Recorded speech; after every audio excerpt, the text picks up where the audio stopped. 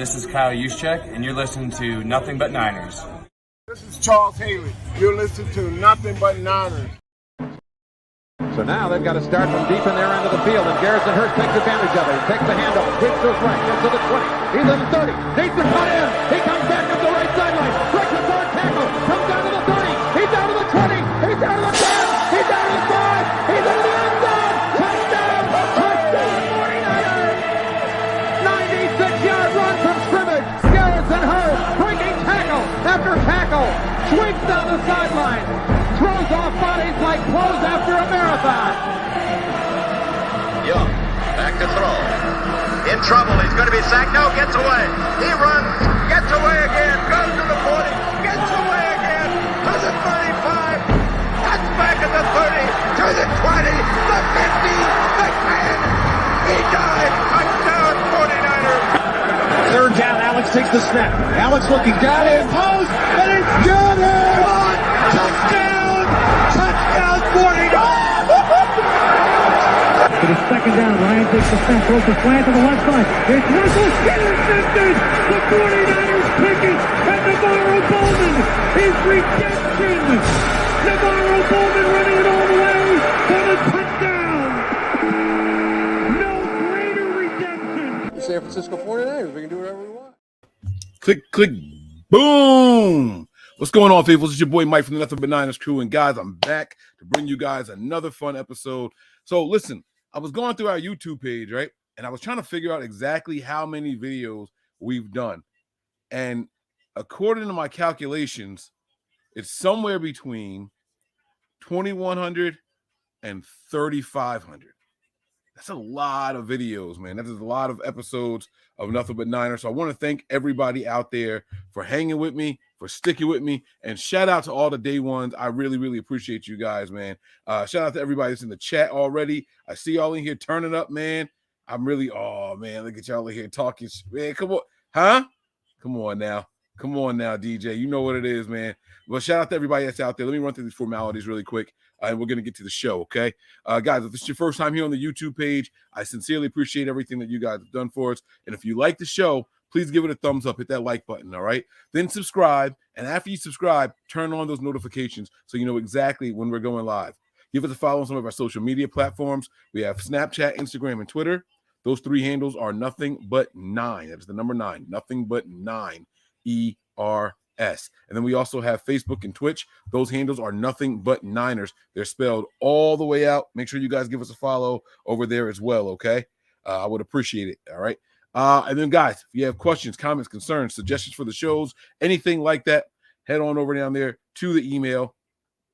All right, NB9ERS at nothingbutniners.com. And then please, please, please don't be the last to join, guys. Head on over to patreon.com/NB9ERS. All right, you got bonus episodes. You get to enjoy the games with us. All kinds of fun stuff is going on over there. Now, let me tell you guys about Patreon this week, okay?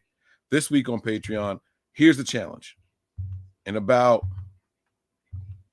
4-5 hours, I got to get up and head to the airport. All right, we'll be going. I'm going to Mexico for about a week, and I don't know how things are going to go. Now, I got a couple of things set up and in line already, so hopefully everything goes really, really smooth. But I can't wait to see how it all works out, man. Okay. I do have wings on game day. I see that over here. Okay. I do have wings on game day still. Might not be buffalo wings or anything like that, but I have some form of wings. All right. And it seems to be working. But now, DeMarcus, my new thing is I have these red sweatpants. The Niners are undefeated when I've worn those sweatpants and a pair of sneakers, my Grant Hills. When I pop those bad boys on, the Niners can't lose. It's the craziest thing ever. So, I won't have them this week. All right. I won't have them with me this week because while I'm in Cancun, it is all shorts. Now I will have a Niners jersey. All right. But I won't have any of the other stuff. I'm not wearing sweatpants in 80-degree weather, and I plan on being outside 90% of the time. So we'll see how it goes, though. All right. We will see how it goes. Now, we got to get to this game and start previewing everything. There's a lot going on. A lot of people were, really upset with the Dolphins, talking junk. Some of the players were running off at the mouth. Then you see some people walking some stuff back, you know. Let me see. There's so much going on with the Niners. There's so much going on in the NFL. Just some really, really ridiculous stuff, man. I'm gonna try not to talk about some of the stuff because it doesn't pertain to the Niners. So let's go here. Let's start with the 49ers injury update. All right, I'm gonna do a screen share with you guys. You know, we get the Matt Mayoko has the team's injury report today. All right, so I'm gonna share that with you guys in just a second here. All right, we're gonna get Matt Mayoko's tweet as he breaks down the entire injury report, and it is a lengthy one. Okay, so let me bust that bad boy up here real quick. All right, whoop, wrong one. Boom, there it is. All right, hopefully you guys can see that there in the box. Hopefully there's nothing over it. Looks like it's good. So I'm gonna go ahead and read this thing to you. It says 49er status report for today's practice via Kyle Shanahan. No practice today for running back Christian McCaffrey with a knee injury, running back Elijah Mitchell, knee. I'll talk about that in a second. Charles Omenihu, knee. No practice or limited was guard Spencer Burford with an ankle. All right. Limited wide receiver Deebo Samuel, quad. Defensive lineman Eric Armstead. And then for whatever reason he's listed here, Jimmy Garoppolo is full. Now, Jimmy Garoppolo was talking about he was a little sore following the last game, but he said he was okay. I'm surprised that he's on the injury report here.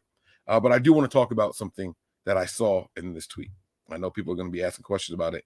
Why is Elijah Mitchell still listed on the injury report? Why isn't he just on IR? And, you know, he's out for 6 to 8 weeks, they're saying. And so what we discussed was the 49ers aren't able to just pop anybody back and forth between IR and then taking them back off and doing that over and over and over and over. You only have a certain amount of designations that you can apply. And so if they put him on IR, odds are he is done for the year. All right. So yeah.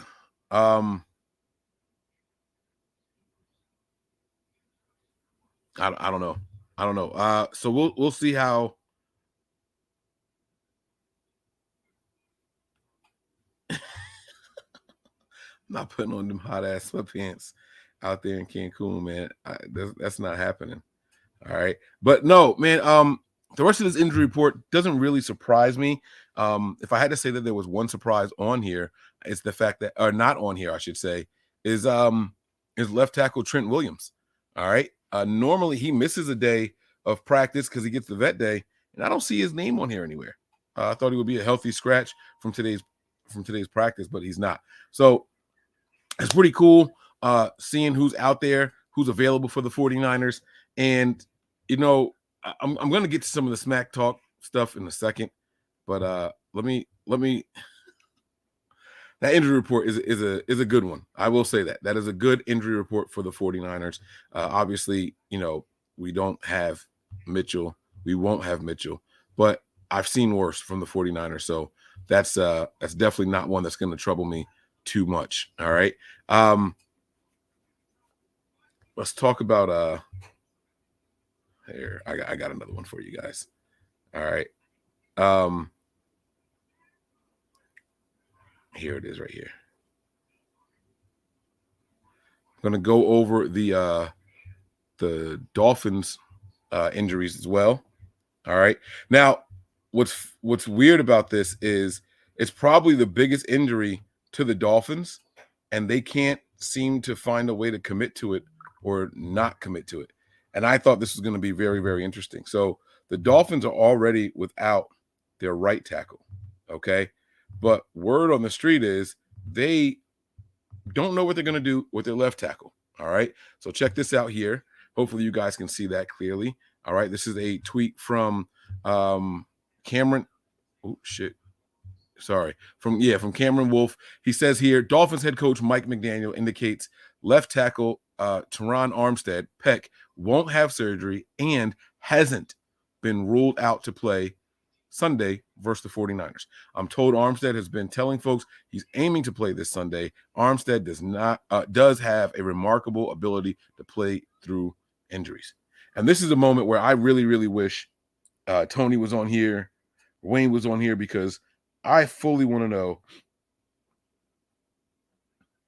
I fully want to know whether it's more beneficial for him to play or not play, right? So this is my thought process with it. I remember when we had Trent Williams, working his way back from injury. He was out there trying to, really play through it. We get to the postseason, and boom, here comes Trent Williams, and he comes on later on, fully admits, like, I probably shouldn't have gone out there. McKivitz was doing just fine. I shouldn't have rushed back. He probably would have played better than I did at that time, right? And, it's like, come on now, like, why, like, at what point are you doing too much as a player? At what point are you doing too much as a player? And that's really what I'm curious about, because if I'm him, I want to be out there, but if I'm the team, I want whoever's going to give us a better chance at winning. It's probably not a guy with one arm, especially going up against this 49ers defensive line. Okay. Now, Mike, the 49ers fan, I want him to play. I would love to see him out there trying to contain this defensive line. I'm not even just talking about Nick Bosa. There's other players that he's got to worry about. And I would love to see what he could do. I would love to see him out there. And I think he would fully be a liability for his team. So I'm like, yeah, let him go. Come on, coach. Put him in, coach. Tag him in. High five him. Put him in. You know what I'm saying? That's what I want to see. But we'll see what happens. The Dolphins have a couple more injuries that we need to discuss. So let me go ahead and read their full list of injuries here. All right. Before I do that, I think I got a guest down there. Did somebody pop in down there? Oh, sugar honey iced tea. Let's hit this 2-man screen, y'all. Let's hit this 2-man screen. Yo. You got out of work early today, huh? What, 3 minutes? Yeah, that's early, man. What's up? That's early, man. I like it, though. I like it, man. How you feeling, big dog? I'm fucking tired, bro. Oh, shit. Sorry. I'm tired. He says I'm fucking tired. Oh, shit. Like, oh, I'm not supposed to curse. Oh, shit, I cursed. Oh, like, just, it's okay, man. You're good, man. We're past the 7-minute mark.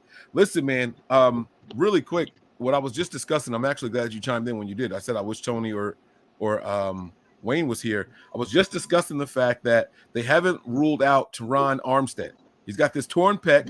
Mike McDaniel says he doesn't need surgery right now. They haven't ruled him out. I want you to give it to me from both sides. The 49ers perspective and what should happen, and the Dolphins perspective. Do you think the Dolphins are a better team or in a better position if he's out there on game day with that bad arm?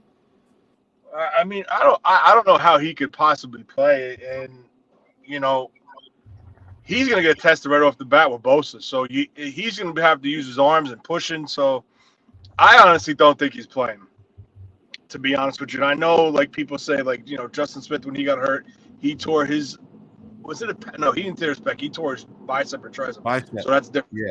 Yeah. But that's a tough injury for an offensive lineman because all you're doing is pushing, and that involves your pec. So I don't think he plays at all. I mean, he didn't participate today from what I just read in the last 5-10 minutes. So, I mean, listen, it's the Niners side of it, let him play, and I think he's going to have a tough time. The Dolphins side of it, protect your investment, I wouldn't let him play. Okay. Yeah, see, that's very much how I feel. And I said, hey, I hope they do let him play. It only benefits us, right? Yeah. All right, so I'm going to go into the full Dolphins injury report. I'll read it to you. You take a listen. I'm going to put you on mute while I read it, so that way you can hear it clearly. He put himself on mute. Okay, Tony, I wasn't going to touch it. All right, my bad. All right. They have here tackle, Teron Armstead. It says toe and pec. Did not participate today. Running back Myles Gaskins, shoulder and ankle, did not participate. Linebacker Melvin Ingram, not injury related, vet rest day. did not participate. I don't know if you guys remember, I said the same thing about our vet, Trent Williams. He usually has a vet day today. I thought it was interesting that he did not have a vet day today, at least that he didn't make any reports that I saw. I thought that was interesting. All right. Offensive lineman Austin Jackson, ankle, did not participate. Linebacker Jerome Baker, hip, limited in practice. Quarterback Teddy Bridgewater with a knee injury, limited. Defensive tackle Raekwon Davis, knee injury, limited. Running back Raheem Mostert, knee injury, limited. And then everybody else was full. Tanner Connor, Kerryon Cosin, Robert Jones, Kadir Kohu, and quarterback Tua Tagovailoa, whatever. Sorry, no disrespect. Tua. Okay. Tony, anything on this list stand out to you at all, bro? I mean, Mostert. Did you say Jeff Wilson? I'm sorry, because it chopped for a minute. No, Jeff Wilson is not listed on the injury report this week at all. He got hurt in the game last week, and they took him out, went to the locker room, but I think he came back. So, I mean, I don't know. I don't know much about the Dolphins. The big names, obviously the Mostert, the Armstead, the Jackson. Their 2 tackles are hurt, and their 2 tackles potentially will not be playing this week. So I think that's a big issue. Expect them to go to a quick game to try to neutralize our pass rush. But, I mean, other than that, I really don't know a lot about the Dolphins to really say, oh, wow, that's a big injury. Minus the 2 tackles. That's all I know, because that's what I've been reading. Okay. Yeah, so the report is once Armstead is ruled out officially, they will be without both of their starting tackles. And I think that's something that the 49ers will absolutely use to their benefit. But, I could be speaking from a bias. I could be, right? Maybe it's just me and Tony. Maybe we just see things a little bit different than how the rest of the world of the league sees it. So I'm scrolling through the timeline today, and I come across this very, very interesting tweet. I'm gonna let you guys see it. I'm gonna let you guys hear it. And this tells me it's not just me. It's not just Tony. It's not just 49er fans that feel this way. They don't play with this guy. I mean, if he's out there, oh boy, that's all I can say. Here, check this out, guys. Let me turn the volume up, make sure you guys can hear it. Turn the volume up. Funky Fresh, dressed to impress, ready to party. Yeah, you think? I mean, not only are you the 2 best teams, you got the Mike McDaniel factor, you've got this. Well, these are actually just 2 dominant type of football teams in what they do. The Dolphins offensively, the Niners defensively. But the Dolphins offense is going to be likely without their starting offensive tackles on both sides of the offensive line of scrimmage. That's not good when you're playing this defensive front. And Nick Bosa and Samson Ebukam, Eric Armstead could be coming back from injury this week. And then you've got those linebackers of the 49ers to deal with. As Andrew mentioned, as we all know, the Niners have not given up any points in the second halves of their last 4 games, all of them victories. But look at some of these numbers that the Niners also have put up. They have not allowed in their victories more than 16 points in any game. They've allowed 71 total points in their 7 victories. Okay, when they dial it up, they are dominant. So this defense, Tua, and that passing game, it is going to have to be quicker than ever without those offensive tackles. Because, again, Bosa and Ebukam and those guys are ready to turn up some hot sauce. What are your thoughts on what Steve Weiss was saying there? That's an unbiased opinion. He's not a 49ers fan. He doesn't cover the Niners. He works for NFL Network, man. Why on earth would they even risk putting him out there? I mean, either way, they're in trouble, right? I mean, yeah, I don't think their offensive line is that great anyway. I read somewhere that they were ranked in the lower half of the league in production for pass blocking and run blocking. So, I mean, again, that was just me skimming through Twitter when I had a break today. But I don't think they're that great of an offensive line, and that's with the 2 healthy. That's with the 2 tackles healthy and playing. So now you're getting those 2 guys out, and then you're bringing your next 2 up. And honestly, I'm telling you right now, whatever side Bosa's on, there's going to be a tight end. They're going to double team Bosa. They're going to chip Bosa. They're going to. I honestly think it's going to be the tackle, the tight end, and a back coming out of the backfield chipping him. That's how I think worried I think Mike McDaniel is of Bosa, because he even said it. He goes, Nick Bosa, in one of his pressers, he was like talking up Nick Bosa. And I understand as an opposing coach, you're supposed to do that, give credit where it's due. But this guy was part of his staff last year, and he knows what Bosa's ability is. But on the flip side, he also might know what Bosa's weakness could be, if there's any. So it's going to be interesting. All right, and that's a really good transition. Let's talk about this upcoming game, man. The Dolphins and the 49ers. These are two teams that match up well on paper, at least. Stylistically, I think with the schemes and all that, I think it favors the Niners, but I could be wrong there. I'm not 100% sure. But it's a lot. It's a lot to unpack. But before we do, I do want to get to the trash talking aspect of this week, and then we'll get to the offense versus defense and vice versa and all. I want you to hear some of the tweets that went around when this all started. So this guy writes an article, and he purposely misquotes. I'm just gonna read it. So let me just read it here. All right. So let's blow this bad boy up here. Hopefully you guys can see that there. Let me make sure. All right. So this one here, David Bonilla, he writes this article, but he puts this quote in there, and it's very, very misleading. Raheem Mostert, Jeff Wilson say Dolphins have more talent than 49ers, a quarterback who can actually sling it. All right. Now that goes out. Twitter reacts and goes into an uproar. Raheem Mostert defends himself right away. What clickbait? Not once did I dog Jimmy G in my interview. Did I praise our QB1? Hell yeah, I did. But I also threw out compliments to my former quarterback. But hey, let's leave that part out. Now, Raheem Mostert says that. Then we got our man Debo. He says, Raheem, be real with yourself, with the 2 laughing emojis. Like, bro, you know what it is over here already. You know how we get down. You know how we give it up. You've been in this locker room. Like, what are you talking about? Not like that. I was looking for the sauce. And then you got somebody on defense, Charles Omenihu. Someone thinking they're going to run crazy on our defense is funny. These guys are fired up. These players, I'm not going to say they're taking it personal. First of all, when you're friends with people, I think that's more of a reason to talk a little bit of shit, right? When you play on the opposite side of some of your buddies or whatever, I think it's easier to talk junk and all that. People might take it the wrong way because they don't understand the relationship. But Tony, you tell me. You've played in some competitive sports. You've played, anything, right? Anyone that are you more likely to talk junk during the competition, or are you more likely to just, keep it calm and stay quiet? When I played in high school, our coach was very old school. He was the type of guy that would say, don't say a word and you let your pads do the talking.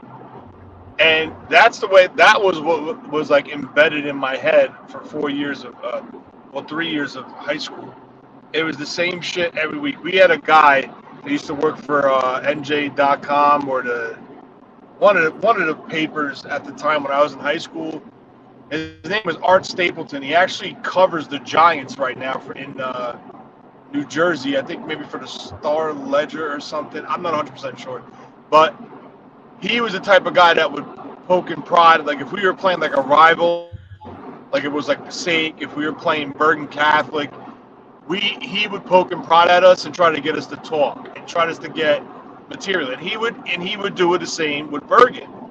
And I was actually recruited by Bergen to go there and play high school football. And I know that guy at the time, Fred Stengel was the coach of Bergen Catholic, and I know him. He's a no-nonsense old school guy too. You keep your mouth shut. You don't put no bulletin board material up. You get on the field and you let your pads do the talking. So when we played Bergen, Stapleton would come to us and talk to us. And as being a team captain, he would come to the captains and try to get shit out of us. We were just one-word answers. So I'm more of that mentality. But some people don't give a shit. You want to talk. But in my head, if you're going to talk, you better back it up on the field, because all that shit is on Twitter and, everyone's got their quote-unquote receipts. So it's going to come back to bite you. So if you're going to talk that shit, Get ready on the field to prove it because the other team's coming for you.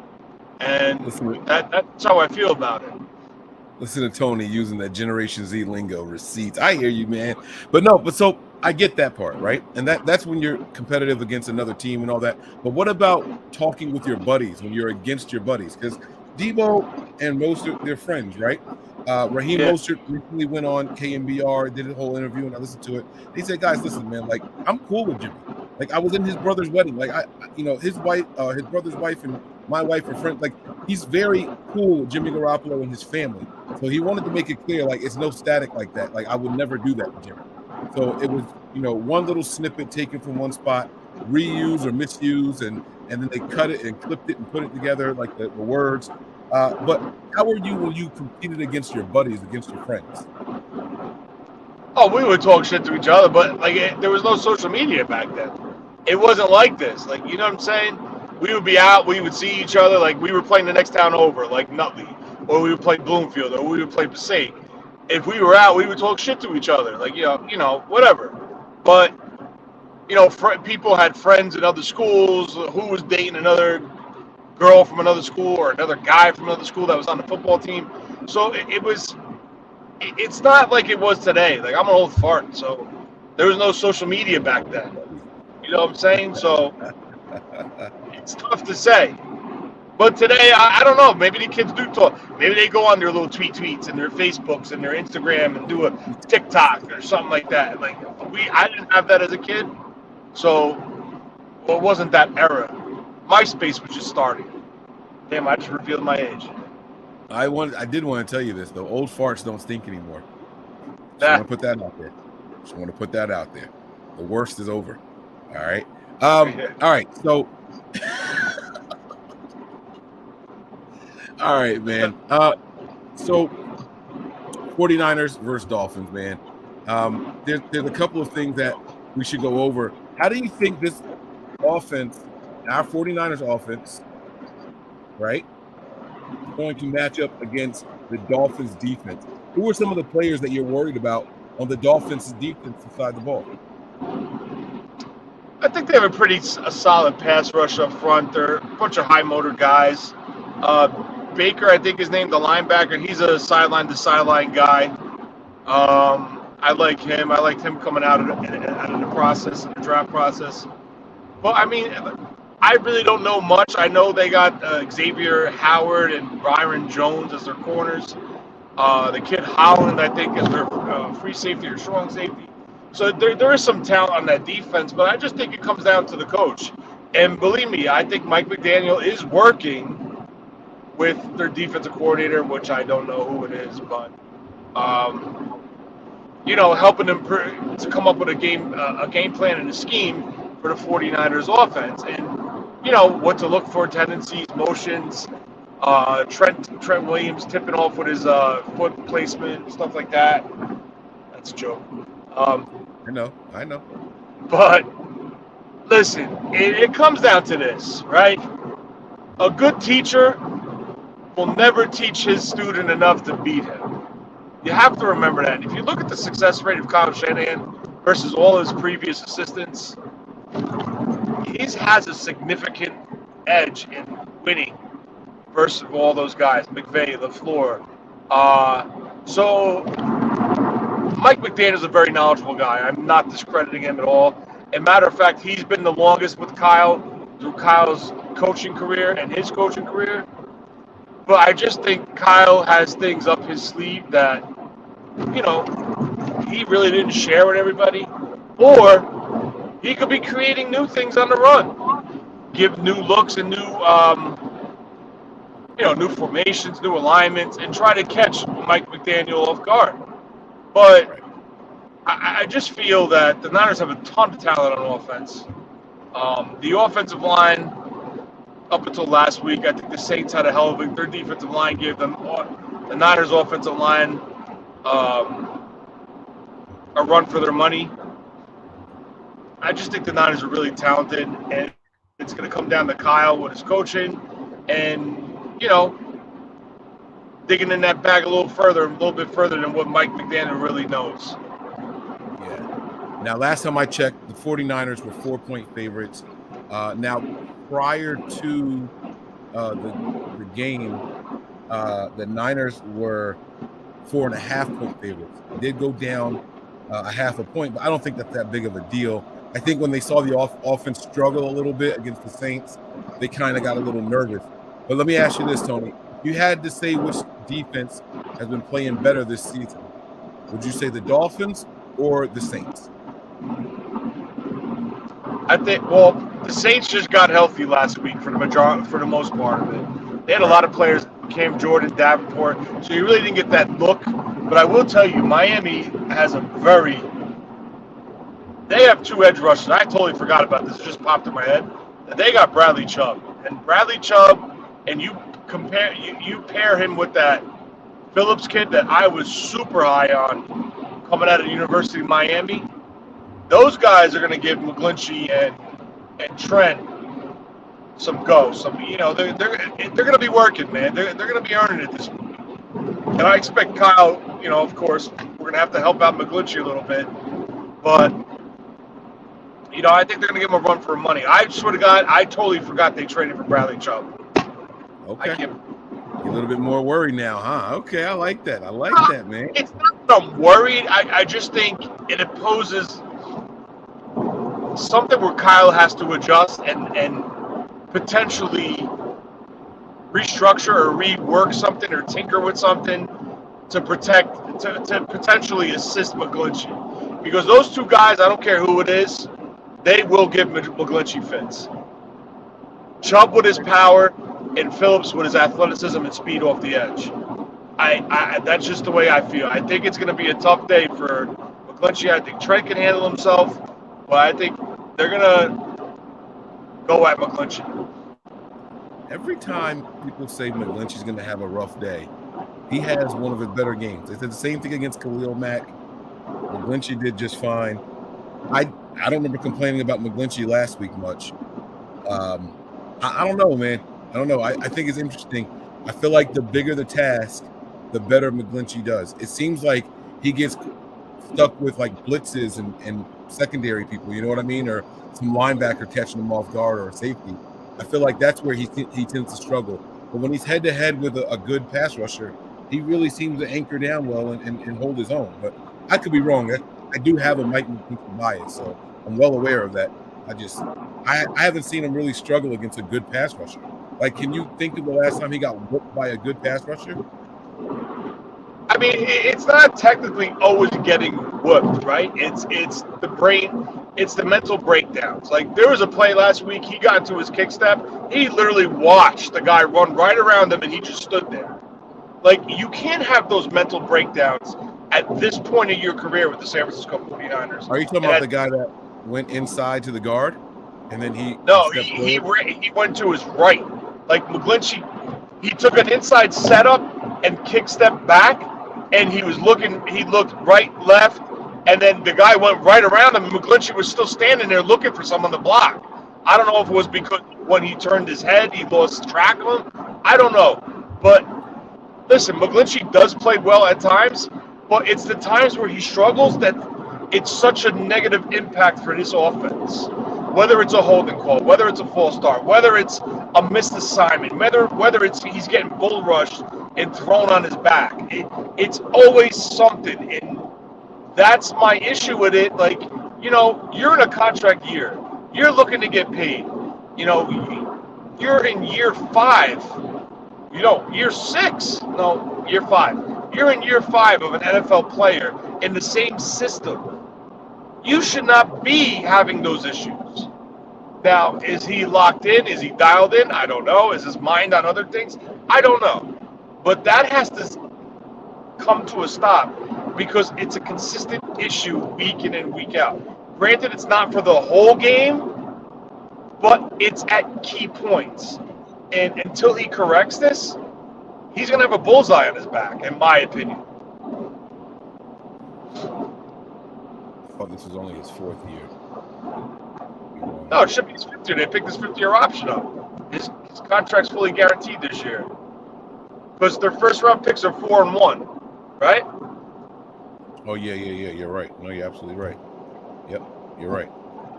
Jashawn Page gives us a super chat. First one of the night. He says here, what up, Niner gang? Just remember 49ers have a hard time containing mobile quarterbacks. I want to see more sacks. We haven't played a ton of mobile quarterbacks this year. Justin Fields. I mean, have we what mobile quarterbacks have we struggled against this year? Well, I mean, if you're labeling a mobile quarterback, that's like a Kyler Murray.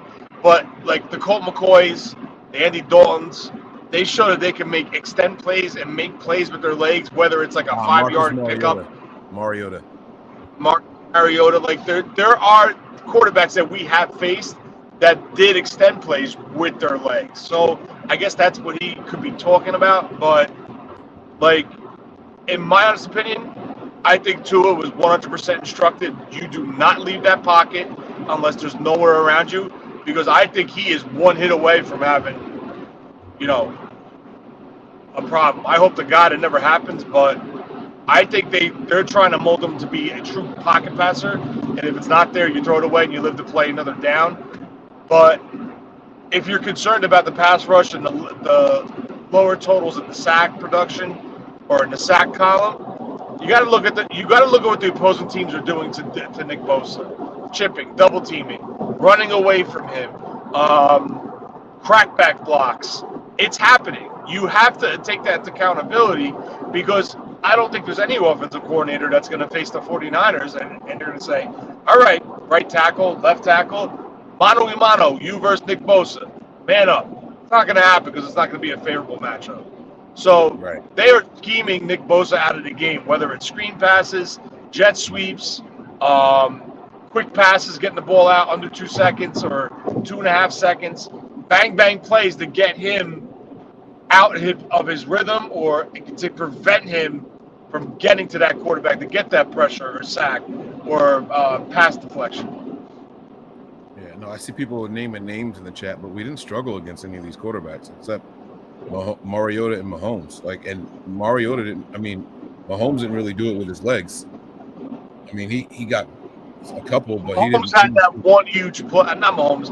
Mariota had that one huge play in that 3rd and 12, which was like the backbreaker in that game. Right. Because think they were about to take over that game when he picked that up. That was kind of like the bang. Right. I mean, he did finish the game with over 50 yards rushing, but they listed Russell Wilson. We didn't struggle against Russell Wilson at all. Geno Smith, we didn't struggle against. Mariota, all right, we just talked about that. Mahomes beat us with his arm, and Herbert didn't do shit against us either. Like, those are quarterbacks that we played, but none of them did we struggle against. We didn't struggle against any of those guys. Except, there were a couple plays where I think Mahomes ran for a first down. But it was like, a coverage. Like, everyone was covered downfield. They had nothing. Obviously, they were in man coverage, so the area was vacated. So he took it and picked up on his own. That's what every quarterback's supposed to do, right? That's what you use your legs. You extend the play, or you pick up whatever you need to pick up to keep the chains moving or get the first down, whatever it may be. Yeah. Now, if you're talking about a quarterback that drops back 8 yards and then starts running in circles and then takes off down the field, perfect example, Kyler Murray. Perfect example, Jackson from Baltimore. True running quarterbacks. That is a different issue. Yes, we do struggle versus that, but if your coverage is good downfield and your pass rush isn't getting home, you're going to get that. Any quarterback could get that. Jimmy Garoppolo done it a couple times. So I don't understand what the issue is. It sucks. Yes, it gets mad, but if it's 3rd and 13 and if it's 3rd and 7, you're in man coverage and they run all go routes, there's going to be sections of the field that are open. Yeah, no, I agree with that. I just don't. I don't know. I think the days of like a quarterback running and like really controlling a game against the Niners, I think those days are over. We haven't really had that issue with D'Amico Ryans. I think that was more of a Robert Saleh thing, not so much D'Amico. D'Amico seems to make really good adjustments against guys like that. So, It's all good. And DeMarcus says, true, we didn't struggle. I misunderstood. Thought you were asking for what QBs we played that are mobile. Yeah. All right, so cool. This offense, Tony, our 49ers offense, we talked about, what we got to look for, a couple of players and things like that on the defense. This offense right now, on and going against their defense, we're a little banged up. I know people don't want to admit it. They see all the names, they see all the firepower, and these guys might be active. But what are you expecting from a guy like Christian McCaffrey and a guy like Deebo Samuel? Let's start with those two guys, because Deebo's nursing his hamstring. Christian McCaffrey has his knee injury, and those two guys are very, very important and critical to the success of the 49ers offense. Are you concerned about those guys and their usage, or do you think Kyle comes up with something else? Are they more decoys this week? I think it's both. Mike, just give me 1 second. I just gotta pay this toll. Give me 1 second. All right. So while he's doing that, I'm not. I haven't decided how I feel yet. I think I need to hear one more practice report. I saw a lot of McCaffrey on the sideline. They kept zooming in on his knee. He had this different type of brace and restraint on his knee. But I noticed that he was standing with his helmet on, hands like just looking like, if they call my name, I'm going in. I haven't decided if I'm overly concerned with him. He was limited in practice, but he did practice. And then Deebo, same thing, this hamstring. And for Deebo to tweet out what he did, like, Raheem, be real with yourself. I don't think you're typing that kind of shit if you're going to be on the sideline, bro. And I know that he's not going to go up against Raheem Mostert. Let me be clear, but you can't talk that kind of shit and be on the sideline. You're setting your teammates up for failure. So I'm assuming that Deebo is going to be a full go and won't be too restricted. All right, I'm sorry. I'm back. What was it? You wanted to know about the running back situation? Well, no, I want to know about specifically Deebo and McCaffrey. What are you expecting from them as far as usage goes? Or do you think they're going to be limited? You think they're going to be like decoys? I think they're gonna. I don't know. Like, I don't know what McCaffrey's issue is. Like, they're saying it's irritation. He went back in the game after they reported it when they showed the picture of him on the sideline with it looks like he had a band around his knee.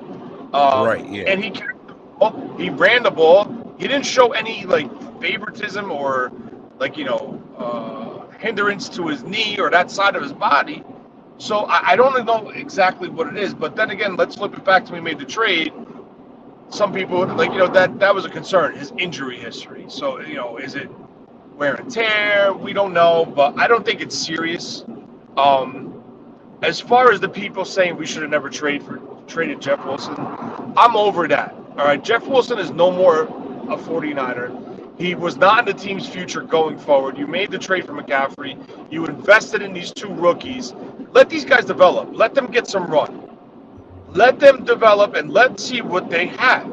So, getting back to McCaffrey and Deebo, I think you're going to see a heavy dose of either. I think both of them are going to be up, TDP and Mason.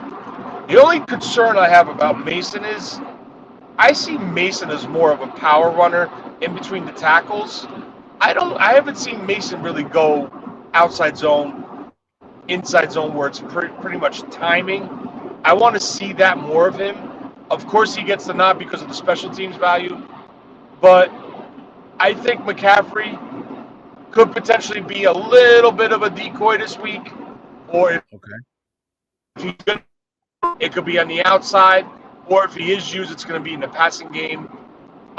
Let TDP carry the rock in between the tackles. Let Mason run the rock a little bit. And as far as Deebo, I'm not 100% sure because Deebo got hurt, but then he came back into the game. So I don't know where he's at as well. So do I think they're both going to be decoys? No. I actually think if Deebo is healthy, I think you could see him run the ball a couple more times this week than in past. I think you're going to see a full, offensive assault versus Miami. I think you're going to see things we have not seen. I think Kyle wants to win this game.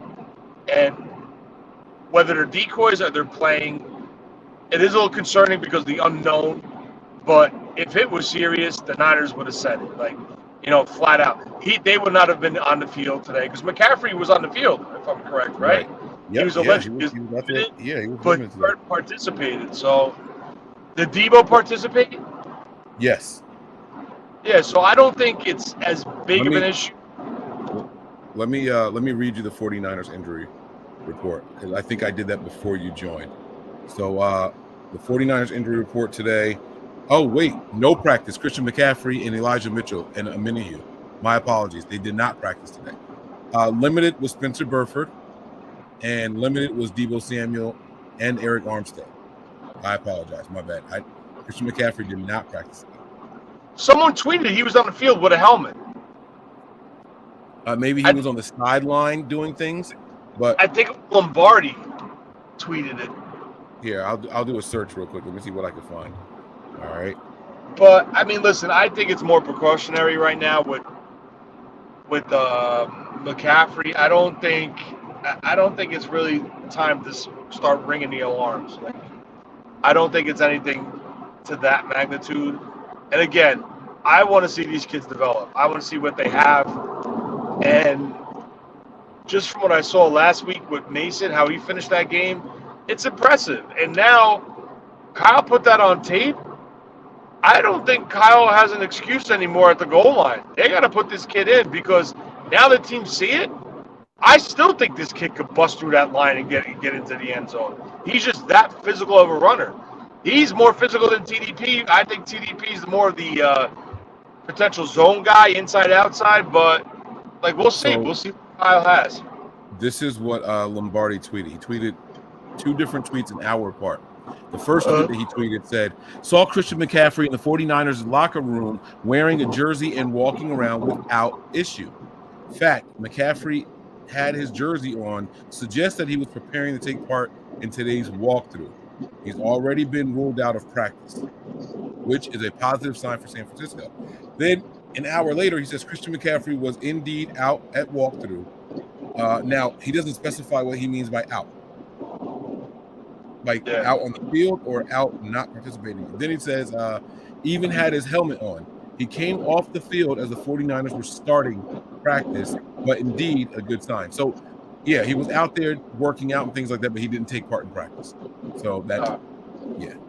So I guess it's misleading with the whole, he was indeed out at walkthrough, but he was out there prior to the walkthrough. And then when they started that part of the practice, he left. All right. Now, we got to flip this thing around, man. The 49ers defense against this Miami offense. You got to tell me what you're most worried about. And please don't say, Tyreek Hill speed. I'm honestly,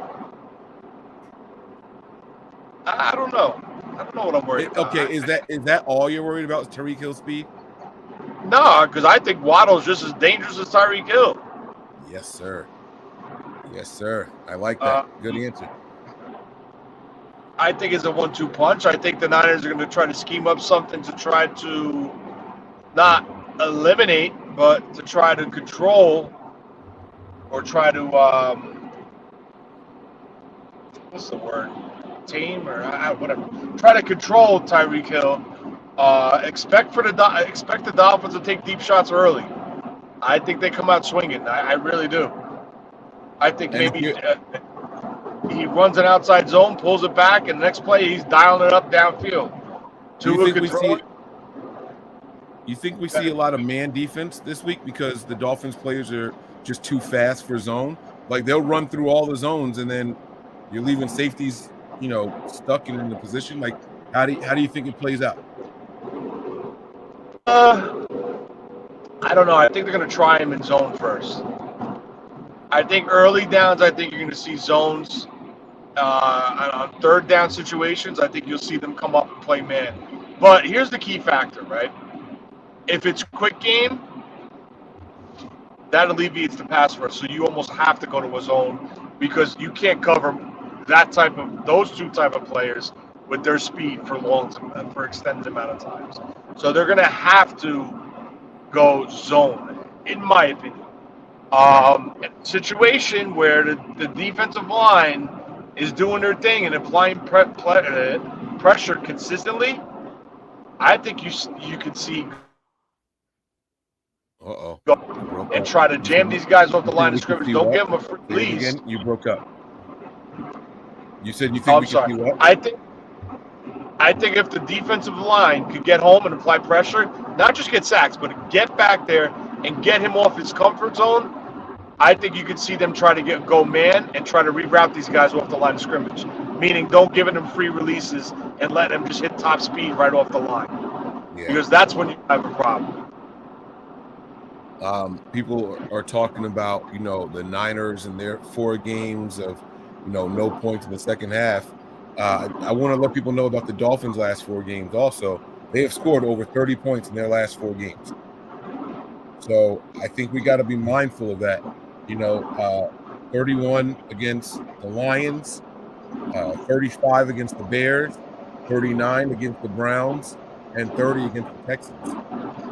So I know that we like to sit here and pat ourselves in the back and talk about that, but I think it's going to be a high-scoring game. Now, crazy thing is, the over-under for this game is only like 46 points. I would think it would be more than that with the Dolphins scoring as much as they have been. And the Niners are 4-point favorites. Something's not adding up here, Tony. What am I not seeing? Have they been playing just really bad defenses? Like, how do you think this breaks down? I in my opinion, I don't think the Dolphins have faced the defense at the caliber of the 49ers. I mean, those 3 teams you just rattled off: Cleveland, Chicago, and who was the last one? It was Cleveland. I'm sorry, Cleveland, Chicago, Detroit, and Houston. All right. So, do any of those defenses scare you, or jump off the page and say, "Wow, they did that versus that defense"? In my personal opinion, I don't think so. I think Detroit is a blue-collar team that's going to fight you to the final whistle. Lovie Smith is a good defensive coach, but he doesn't have the talent that he had in previous stops. Joe Woods, he has talented pass rushers, but for some reason, something's off with that defense. It's not clicking. Who's the other guy? I forgot what the other was. But basically what I'm trying to say is, from front to back, I think the Niners have probably one of the best defenses in the league, talent-wise and production-wise. I think this is going to be a very, very, very tough week for Talanoa. I think Mike McDaniel's going to try to attack him and put him in a position where he's got to make a split decision. It's funny. It's funny you say that, man. He's the one player I'm worried about in this defense this week. I'm really worried about Huff in this game. But one, he misses a lot of tackles. And so this is a team you can't afford to miss too many tackles on. Raheem Mostert's got the speed. Jeff Wilson Jr. is out there with something to prove. You talked about the speed of Waddle and the speed of Tyreek Hill. You miss a tackle, they might be taking that shit to the house. Yeah. No, I hear you. Listen, I believe me, I know what you're saying. I just feel like this game right here is a trap game for Vegas. Vegas has a low line, because if you think about it, the home team gets 3 points right off the bat, so they're saying there's a really 1-point favorites over the Dolphins, so that's not much. And the over-under is very low, and I think Vegas wants you to bet the Niners and the over, which I don't think is going to happen. I think it could be a low-scoring game. I think this defense can absolutely – I think they can make them one-dimensional, in my opinion. If they could control Tyreek Hill, I think it could be a low-scoring game. I do. That's how good I think the 49ers defense is. Maybe it's low scoring because of the weather. There is a 70% chance of rain in Santa Clara on Sunday. This fucking rain with this team. I swear to God. You're in Mexico. It's raining.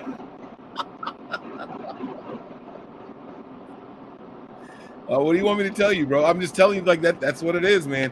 And the temperature ain't going to be all that either. It's a high of 57 right now.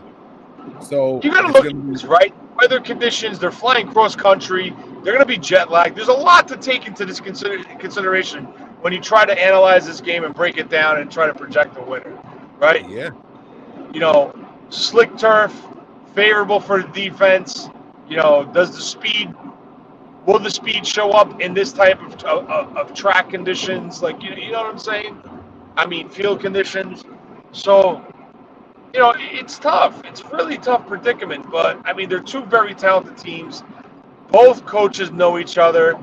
I just think the one thing that's leaning towards the 49ers as the favorite in this to win it is the defensive coordinator doesn't know Kyle.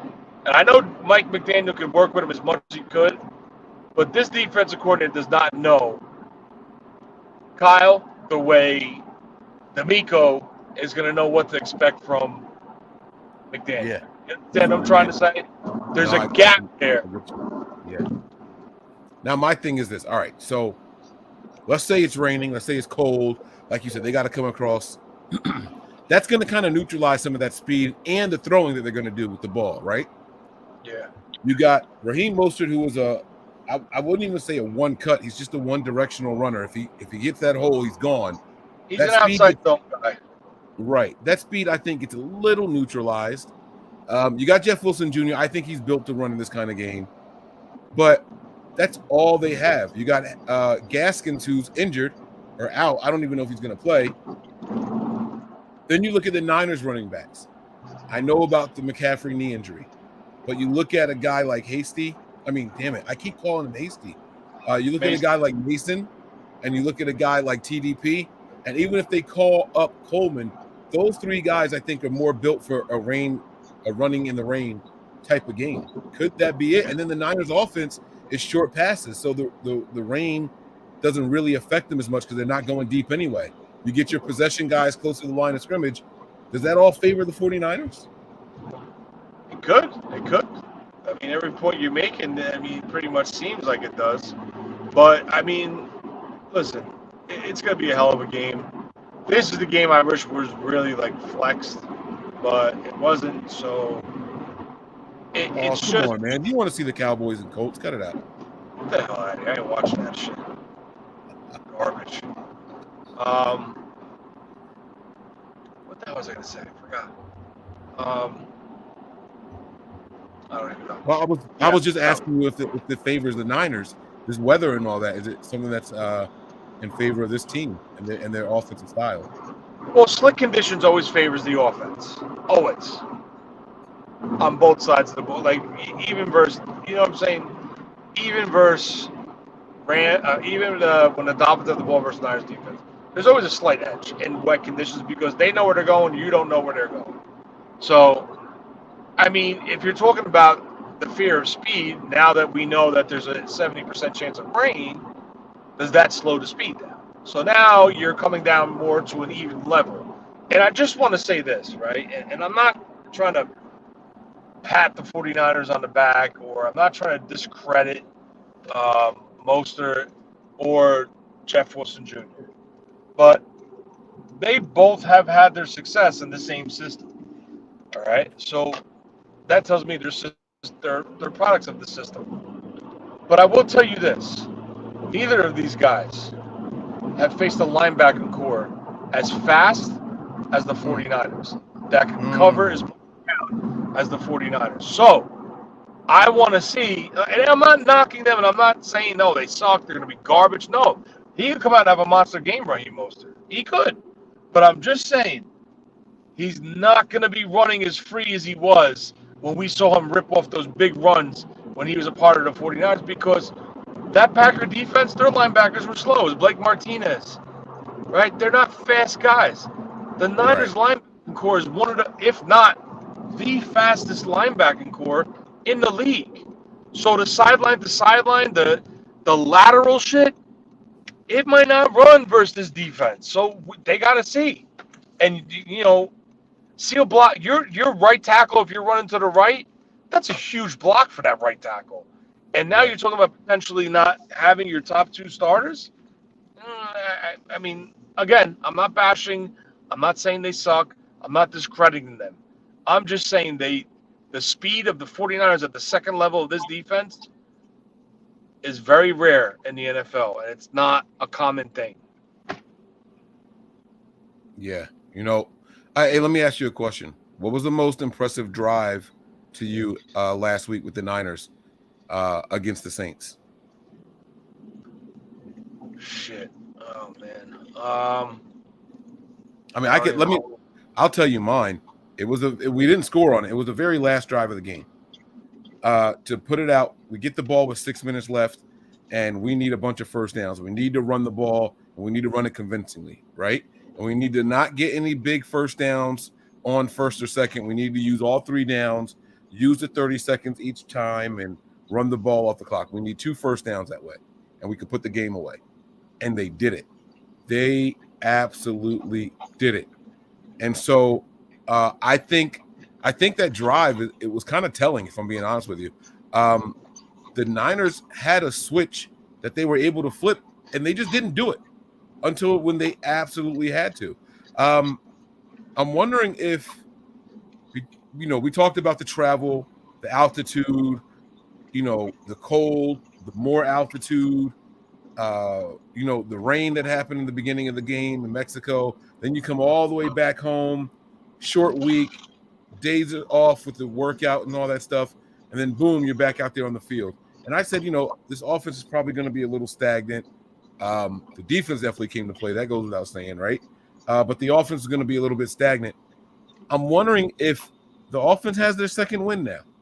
All right, like we were a little overworked. Not only did we go out there and have a really good game against the Cardinals in Mexico, we came back home and all that stuff, and now, we weren't quite 100%. Now, obviously, no one's going to. I'm not talking about health, but I'm talking about just the ability to adjust and get back out there.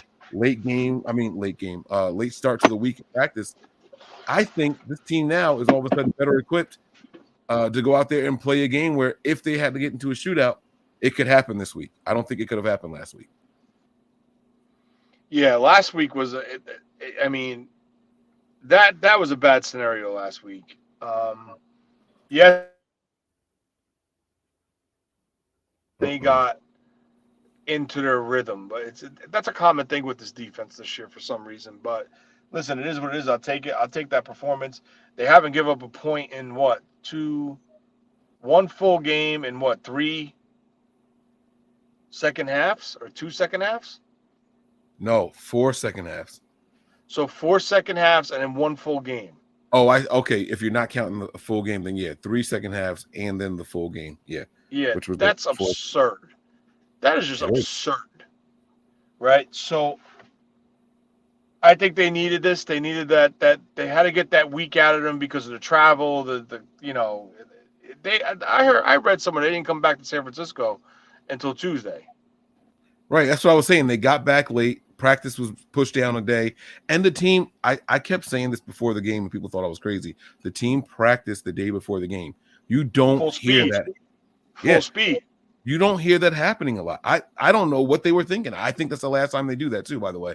But I just felt like that offense wasn't going to be ready to go out there and just tear it up. Honestly, I just felt like that wasn't going to be the case. Yeah. Well, obviously that's what they showed. But I'm expecting a different performance. I'm expecting more, what we've seen. Like they're starting to catch that groove.